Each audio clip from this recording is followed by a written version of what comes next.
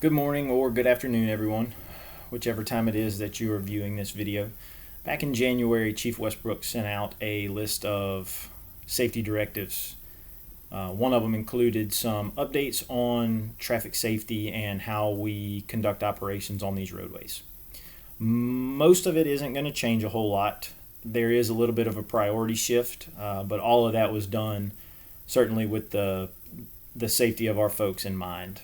So as we go through these, you will see some changes in the way we've done business conventionally, and I think that most of these changes are for the better. So all these recommendations were born out of one of our last safety meetings when you saw some of those topics come up, and this is just expanded on traffic safety in and of itself.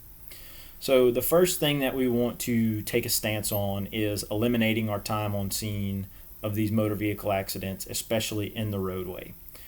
Louisiana DMV cites a law that all vehicles that are drivable should be removed from the roadway as soon as possible. Before we go too far into that, obviously we want to make sure that our patients are cared for, transferred to EMS, refusals obtained, and that their care and their advocacy has been taken care of completely. Once you have no more patients, you can deal with these vehicles a little bit more. If there's any hazards present, leaking fluids, obviously if any of them are on fire, that's going to be taken care of pretty quickly. That's the nature of our business.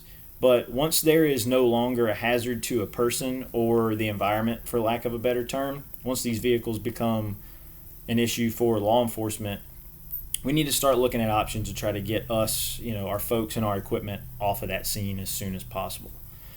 I know one question that's already come up about the legality and the responsibility of one of our employees or our crew members physically moving one of these vehicles, and that's some research that's currently being done. So for those of you that had a question about that, we are working on an answer, and hopefully by the time this actually goes live, when these Q&A sessions come up, we'll have that answer for you. But please know that that's being researched at the moment. So clearing the scene as quickly as possible should be our new goal, with the safety of our folks and our patients in mind. In the event that you do have to hunker down, this is a scene that you're going to be there for a while, we want to make sure that we are taking full advantage of everything that our apparatus has to offer, whether that be using it as a blocker vehicle. We want to make sure we're using our aero bars correctly. All available cones are coming out. It is understood that if your first in company is met with a very active scene where you have multiple patients, or perhaps you have a vehicle on fire and a person injured, we understand that cones and your aero bar is not going to be your priority at that time, and that's why you have other companies coming in to assist you with A, blocking, B, extra hands to help mitigate that incident, and of course you have the safety officer, if they're not on another run, coming in to handle advanced warning for you. So we don't want to take away from the tactical priorities with life safety and incident stabilization, but we do want you to focus on making that scene as safe as possible as soon as you can. With that being said, all the units that are typically dispatched to a motor vehicle accident or some other type of incident on these high-speed roadways, take advantage of them. We understand that if no extrication or no extensive extrication is being done, you might not need a squad company for that. But if you're on Seagan or airline or even particular situations on the interstate, let those other big apparatus come for a blocking vehicle. If you need them, of course, that's going to be company officer discretion, but use them as a resource however you need to make these scenes safer. Another thing that we identified in that training we went through a while back with the Responder Learning Network and the TIMS class supports this as well, is just because you have a wreck on the shoulder of a particular highway or one lane of a highway, you don't have to just shut that one down. It is absolutely company officer discretion to take as many lanes as you need or all lanes of a roadway. In fact, we encourage starting to take +1 or +2 lanes to simply just slow that traffic down around you, because we are aware that most of these apparatus, you can be on a scene by yourself for a few minutes. So we want you to make it safe. Put your truck sideways, do it with caution, because we all know people are still going to fly by your scene, but please use those apparatus to your fullest advantage. And know that you have more people coming behind you that you can use as a resource as well. So quick review on that. Make sure you're spending as little time on scene as possible.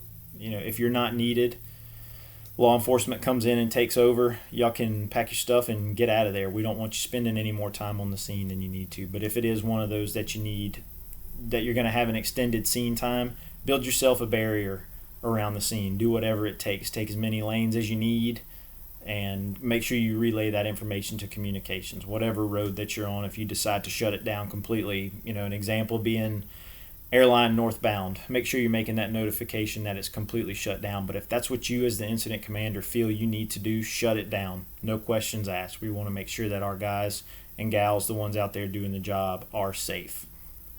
Another thing that came up in questions is if law enforcement asks you to stay.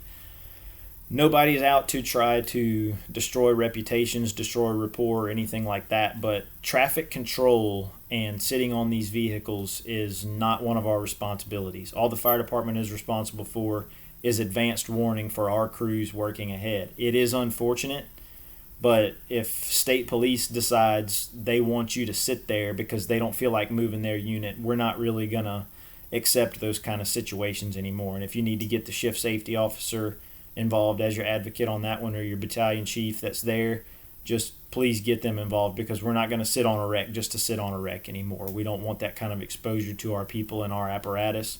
And again, I say traffic control is not our responsibility. It simply falls on advanced warning.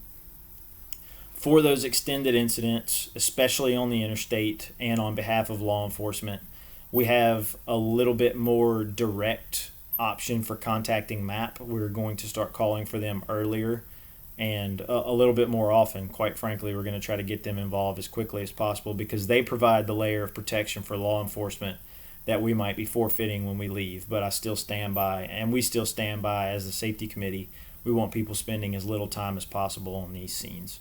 So shift safety officer has a responsibility to call for MAP. If you are the incident commander and you don't have safety coming to your call for whatever reason, please feel free to request them through communications, because you can have them sent to your location on the interstate as well. As far as advanced warning devices goes, the arrow bars on your unit, use them whenever you can. I think the traffic advisors are, per that last email that Chief Westbrook sent out, those traffic advisors are to be used anytime the lights are on, or on any call where traffic might need to be indicated. So just make sure we're using those. Get your cones out as fast as possible and use everything you have at your disposal. And lastly, kind of our final layer of defense, if you will, is your traffic vest. Make sure guys have those on, and if you have somebody on your crew that's notorious for forgetting it, please make sure you remind them. I know the other day I forgot mine in the middle of the night, and my crew helped to remind me. So nobody's immune from making that mistake. Just make sure you build a crew around you that'll help remind you of that, and make sure everybody has their PPE on.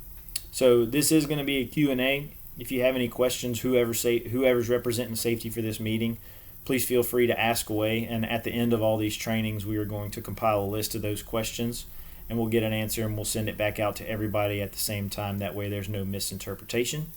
And thank you for your time.